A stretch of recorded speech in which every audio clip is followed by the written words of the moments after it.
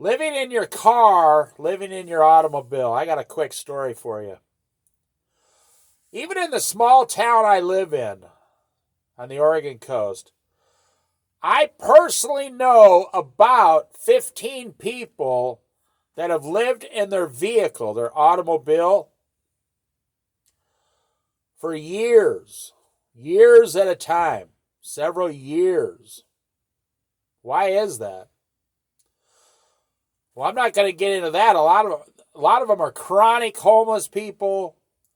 There's reasons, and I'm going to tell you, the majority of people that are homeless on the street,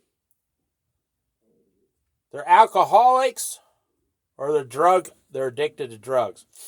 But the majority of people that are in their car, living in their car for several years, you'd be surprised. Most of them, I'd say 80% of them, are just regular people.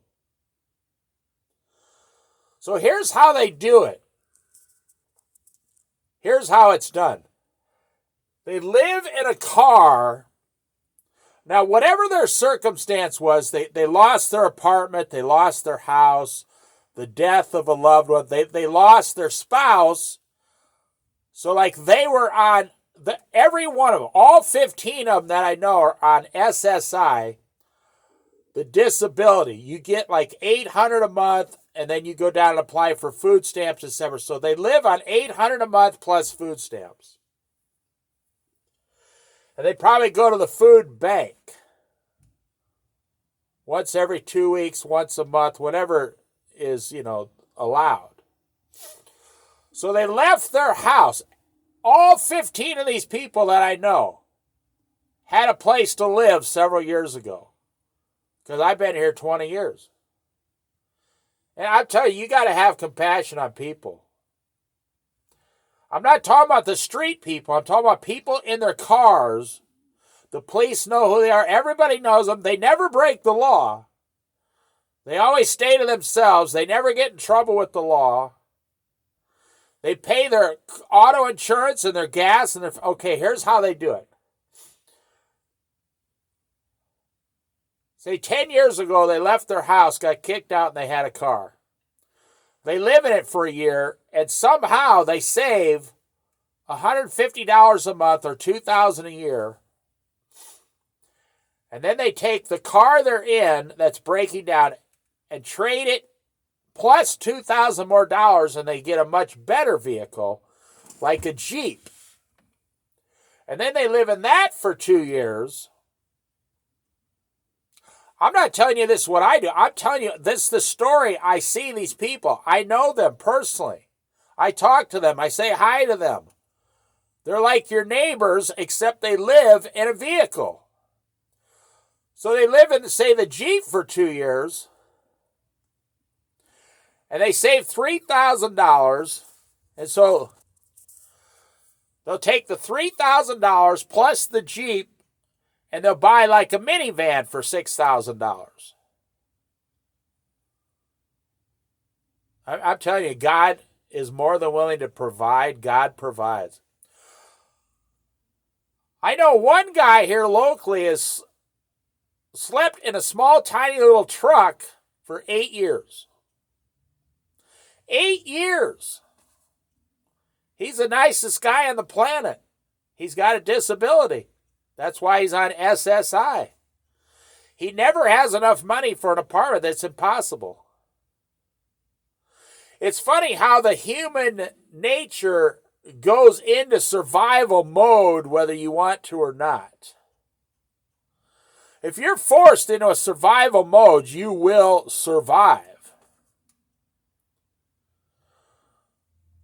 So I know this one lady here for about 8 years.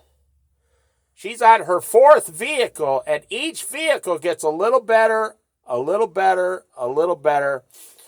She might be driving a $10,000 automobile or a van around, and she's got a dog, and she lives in it. Everybody knows her. She's 65 years old. She gets $800 a month plus food stamps. She doesn't have any other options. She can't go to work. She's disabled. You say, well, what about public housing?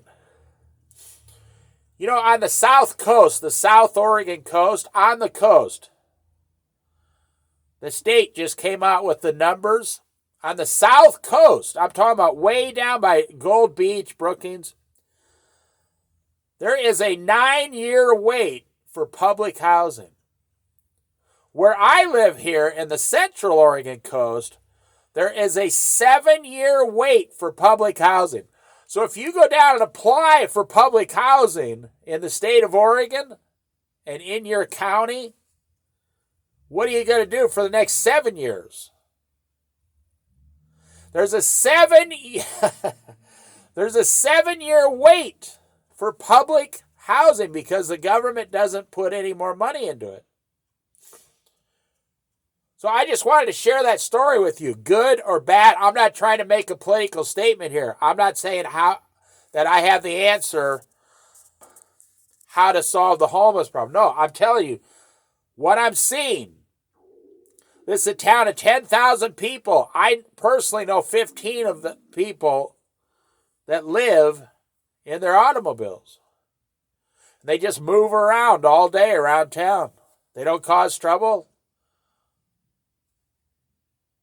They use public restrooms. They hardly ever shower. They're survivors. They might have been born and raised here, and they still, you could get to the point.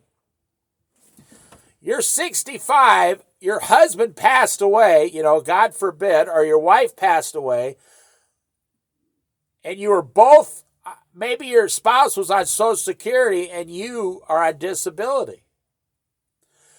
That Social Security goes away, you don't get $1,800 a month anymore. That's what kept you in your small apartment or trailer. Now you only get $800 a month.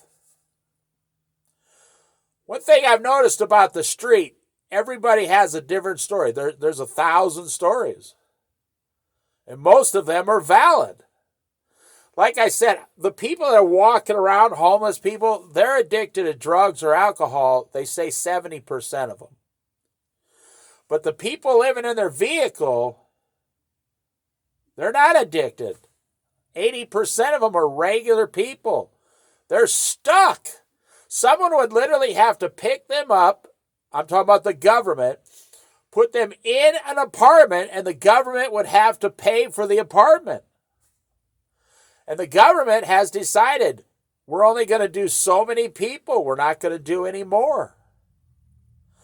We spend billions of dollars on things that are useless in this country. But we are willing, and I'm not making a political statement, I'm making a truthful statement. This is just the truth. The United States government is willing to let your 65-year-old grandmother live in her car outside if something happens to her, and she doesn't have any family.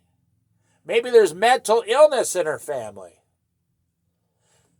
And what other option does she have? She can't sleep on the street. She's got this car. She's got this dog. And she's got $800 a month SSI. As sad as it is, I'm telling you, a lot of prayer and compassion is needed. This could happen to anybody.